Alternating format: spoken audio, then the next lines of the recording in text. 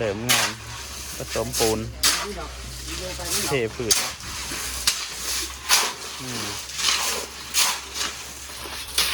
รวดเร็วว่องไวทันใจ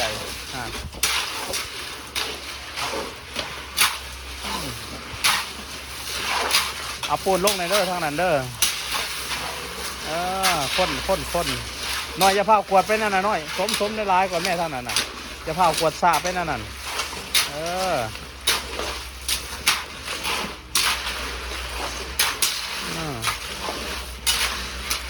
เบิดเดียวบ่หอนหาหน้าที่ซะเนาะจะหน่อยนะเบิดนี่นะเขาคนบ่ได้ตีบ่ได้แล้วมันบ่เหนียวมันบ่ได้คุณภาพ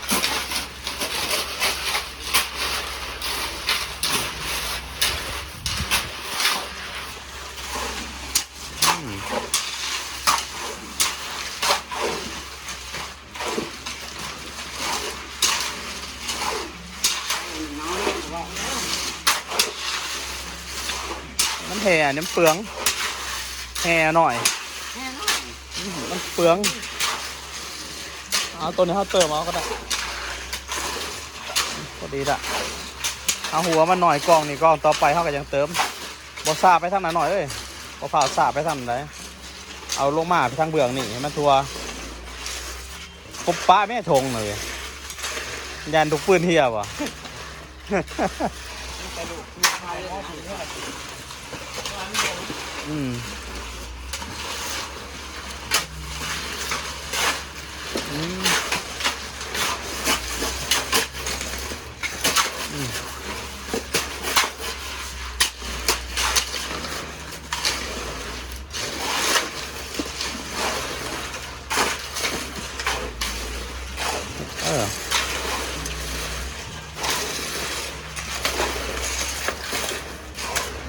เอาแห่ใส่มันจะวิตาปูหน่อยต่อยเลยบ่ส่วนต้องดุมร้ายเติมอีกวันนี้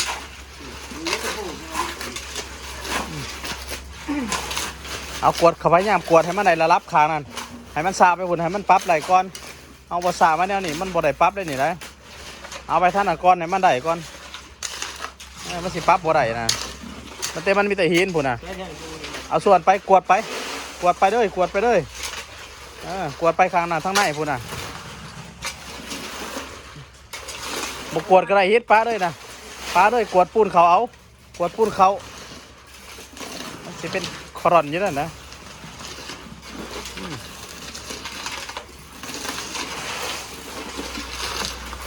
ใส่แล้วสันนะ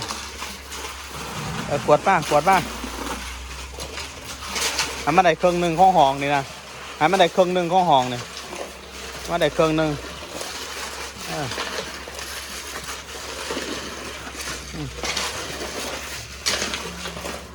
มีทอดแค่นี้ไหมเลยย่ายเอากวดเขามาแน่ท่านน่ะกวดท่านน่ะเขาให้แน่คุณกองอยู่นั่นน่ะกวดเขามามันสิปั๊บบ่ได้มันบ่อนั่นน่ะมันไม่วันปั๊บเลยเจ้าหน่อยเนี่ย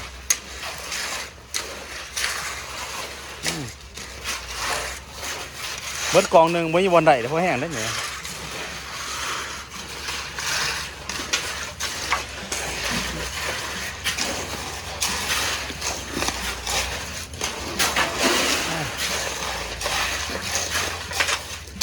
ทำมันได้เครื่องหนึ่งก็ห้องนี่เด้อ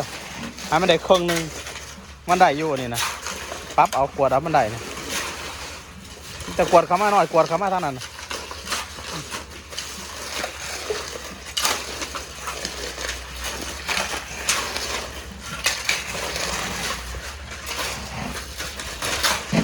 เอาเครื่องหนึ่งด้วยให้มันได้เครื่องหนึ่งของห้อง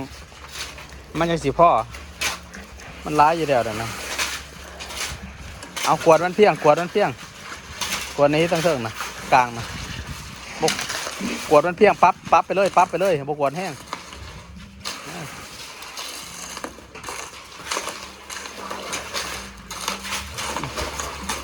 กวดเอาค่อยๆกวดมันเพียงด้วยนะงามๆนะกวดเพียงทอเขาบุ้ทอกองเอาเข่ากองนั้นด้วยทอใช้แคบๆมันก็ได้ อันนี้มันได้เครื่องนึงนี่นะเครื่องของ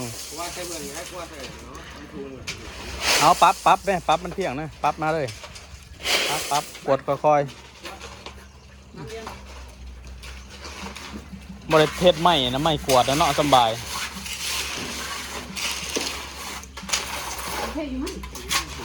ค่อย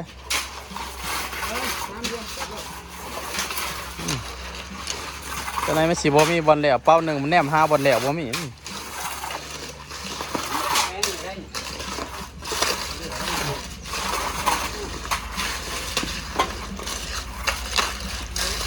ปลาเตะเทิงผลลงมา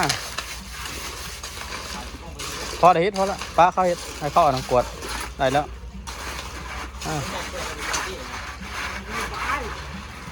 กวดมากกวดเบาๆ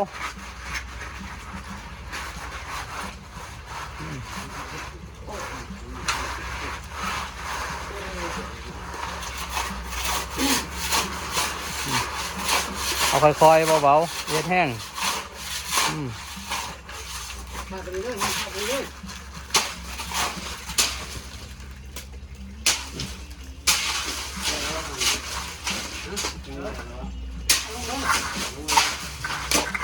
ค่อยๆส้มแล้วกันแหลมต่อกันเลยเพราะ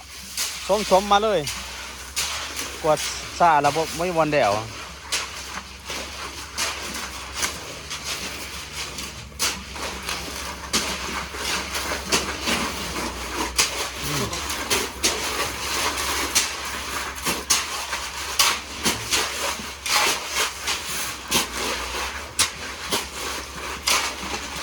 งานเทพื้น